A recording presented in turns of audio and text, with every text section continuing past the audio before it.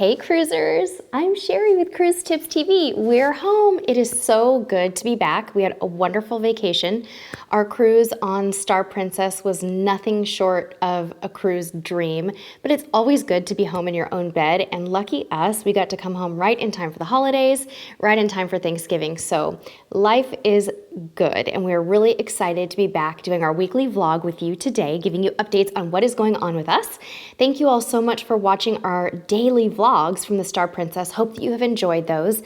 At the time that you see this vlog, we'll probably have released about half of the vlogs that we have for that trip. I think that we're gonna have probably 9 or 10.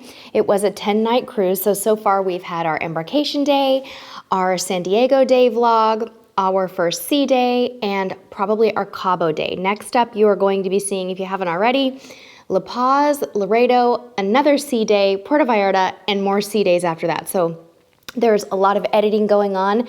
I'm editing those for the most part by myself, and I went back to work the day after I got back from the cruise, so please be patient with me. I'm trying to get it done for you, and I'm really excited to show you all the amazing things that we did on our trip. Our cruise was, like I said, it was unbelievable. A 10-night cruise is a real treat if you can swing it. We normally do 7-night cruises just because of our, our work schedules and things like that. But having those extra days to relax a little bit, to get to know the staff and crew on board the ship, and to really just unwind from the day-to-day stresses of life was really, really special, and we hope to do it again. We did get a good deal on this cruise, so we're gonna be looking for some more deals on 10-night cruises. Mark my words, it was wonderful.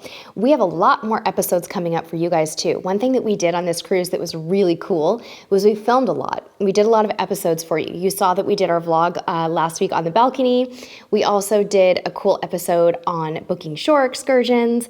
We've done a lot of things. We did an episode on how to organize our stateroom for a longer cruise, so we've got those coming for you. My husband is diligently editing away like crazy, in addition to, of course, the full ship tour, the stateroom tour, and a slideshow of all the food that we ate in the dining room for our dinners on the cruise. But before we get to those, the next videos that you'll probably be seeing will be our Pack With Me video that we actually filmed before the cruise, in addition to an awesome episode that my husband did all by himself. He even narrated it on his hubby style extreme packing, so I'm really excited to show that to you guys. It should be coming out a few days after this vlog comes out.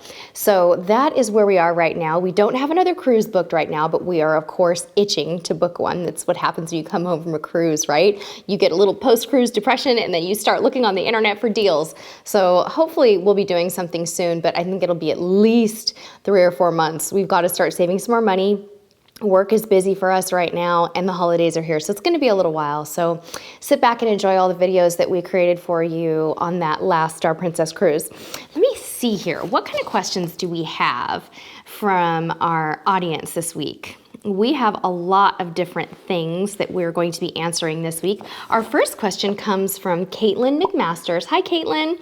Caitlin says, hi, how can y'all go on so many cruises? So cool. Well, I'll tell you, Caitlin, it looks like we go on a lot of cruises, but we don't go on as many as it may seem. We went on 2 cruises in 2016, and in 2014, we did go on 4. That was an unusually high amount for us, but what do we do? How do we do it? Well, we work hard when we're home. I have been fortunate enough to work for the same company for a very long time, and I do have 4 weeks of vacation to use every year. Thank goodness. That said, we do not spend a lot of money once we're on board the ship. We look for bargains on all of our cruises. We never buy cruises at full price. We look for slightly off-season deals. We buy cheaper cabins when we can. We do what we can to save money on those cruises, and we're very, very careful about how we spend money on our cruises and once on board. We are also the type of family that doesn't buy a whole lot of things. We like to save our money for experiences, so our house is not filled with fancy furniture. We have had the same bed since we got married 19 years ago, and we just don't spend a lot of money on other things. We are a traveling family, and that is how we spend our money. So I hope that that answers your question. That's a good question, by the way.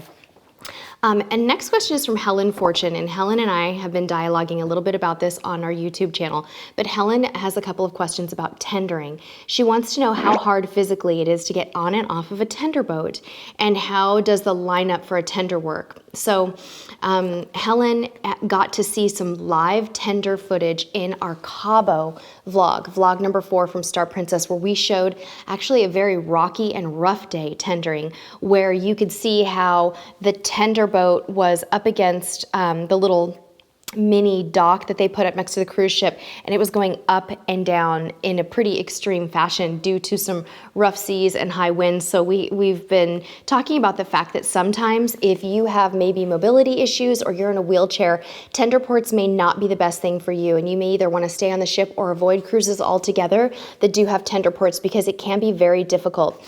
The next part of Helen's question is, how does the lineup for a tender work? And Helen and everyone else who has this question, it works very differently for every single cruise line and cruise ship, but most of them have you get a tender ticket from a public room and then wait to get off the ship, and then you go queue up in order to get on a tender. So for example, the ship may say, okay, we are docking at 7 a.m. and we're gonna let people off the ship at 7:30. They will open up a line to get tender tickets maybe at 6:30 or 7 a.m.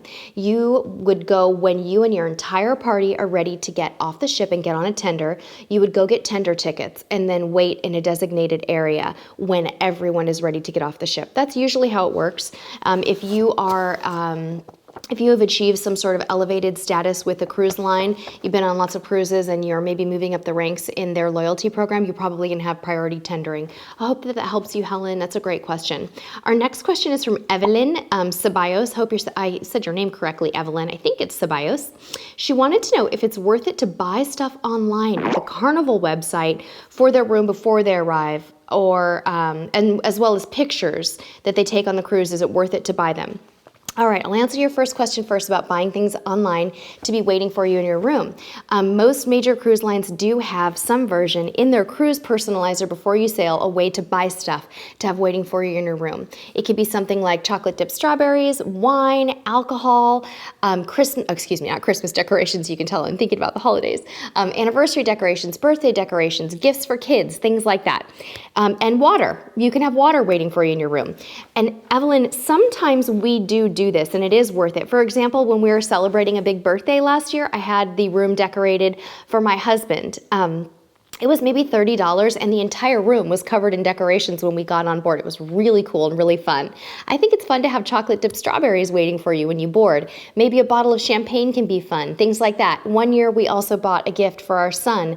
The cruise line happened to have just the cutest stuff for kids, and so we had a little gift bag delivered for him on the day of embarkation that had a little plush animal in it. I think it had some kind of a hat and a cup for drinking, things like that. So sometimes it's worth it. It's up to you. As for the photos on board, that's a totally personal decision. Usually on average, and this is again very average, formal posed photos on a cruise ship are going to cost you about $20 each. So if it's worth it to you, that's a lot cheaper than going to a formal portrait studio on land. So it might be something that's worth it for you. Sometimes we buy them, sometimes we don't. On our last Princess cruise, they had the most amazing package deals for photos. I was so impressed with what they were doing to get people to buy more photos. They had a buy 10 package and a take them all package. I think the take all your photos package was like $200. And on a 10-night cruise, you could take 2 or 3 photos a day and take them all home with you and get a digital, a little flash drive with all the digital copies of your photos on it. So there's a lot of good packages out there. Up to you. If that's a service that you like, it'll be an awesome, fun thing to do on board. Next question comes from Chloe Borg. And Chloe, wow, lucky Chloe, is going on an 18-night Trans-Pacific cruise, and it's her first cruise ever. It travels from, get this, you guys, Sydney to Hawaii, stopping in ports such as, Fiji and Bora Bora, etc. And she wants to know what she should expect and pack. Well, first of all, Chloe, you should expect the cruise of a lifetime. That sounds so amazing, and I am really jealous. I'm having a little issue with my microphone, you guys, so please forgive me, I'm fidgeting. Fixed it. All right, so what should we have Chloe do on the Carnival Legend to make her experience better? So let's start with packing tips for you, Chloe. Pack comfortable clothes and comfortable shoes, preferably clothes that can be laundered, because chances are you will be doing laundry on that ship. You want to probably plan to repeat some of your dinner clothes. For example, when I cruise, I repeat my dinner dresses because I only wear the dresses for a few hours, and so I wear them again. You don't need to take 18 outfits for dinner. Recycle them, reuse them. You watch some of our packing videos and you'll see what I mean about that. Definitely pack several swimsuits, cover-ups, lots of sun protection, hats, things like that for all those awesome warm weather ports that you are going to. And I cannot emphasize enough, comfortable shoes. Flip-flops for all those tropical ports are perfect. Take what you're going to wear. Do not buy and take new shoes. It's always a bad idea. I did look into the Carnival Legends laundry system, and you can do your own laundry on the Legend. They have cashless laundry machines, and you will use your Sail and Sign card to swipe and probably buy some tokens to do your laundry. And the cost is $3.25 per washer load and $3.25 per dryer load. Now that might be American dollars, so please forgive me if I haven't converted that to Australian currency, but it's probably pretty easy to figure out. There will be vending machines in the laundry room as well to dispense little boxes of detergent and stuff like that, but you can also pack your own. We pack little Tide travel size that you can get at a drugstore or something like Target, and that's always a good idea. So Chloe, I hope that that helps you. I'm really excited for your cruise. Please let me know how it goes when you get back. That sounds like a dream. Our last question today comes from Jim Jazz 01. Hey Jimmy. Jimmy says, great video as always. Do you think you could show off your Princess Atlas sometimes? It sounds like a really cool perk, and no one usually shows off the perks. And we are going to show you the Cruise Atlas right now. Thanks for asking. This is a perk when you become a platinum cruiser on Princess, which means about 6 cruises or a certain number of days. We got this last year, and what it shows inside is their entire itinerary for the 2017 and 2018 cruising season. So from January 2017 to May 28, all of their cruises and land and sea vacations. What is inside this little book, basically it's like a giant magazine, is an overview of all of the areas that Princess travels. They also then go into all of the features on board. So for example, their Curtis Stone entrees, Curtis Stone restaurants, all of the restaurants that they have on board that may be hot right now, and then a lot about their onboard programs like Discovery at Sea and things like that.